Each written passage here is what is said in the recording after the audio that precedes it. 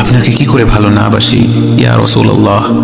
যখন আপনি আমাকে ভালোবেসেছেন সেই 1400 বছর আগে, যখন আপনি আমাকে মিস করতেন, আশা করতেন যেন আমার সাথে দেখা করতে পারেন, অথচ তখনও আমি জন্মই হইনি। সেদিন সাহাবীরা আপনার চোখে পানি দেখে বলল, ইয়া রাসূলুল্লাহ, আপনি কাঁদছেন কেন? আপনি বললেন, আমার ভাইদের খুব দেখতে ইচ্ছে করছে। সাহাবীরা বললেন, আমরা কি আপনার ভাই নই ইয়া রাসূলুল্লাহ? আপনি বললেন, না, তোমরা আমার সাহাবী। আমার ভাই হলো তারা যারা আমার পরে আসবে এবং আমাকে কখনো না দেখেও তারা আমাকে বিশ্বাস করবে।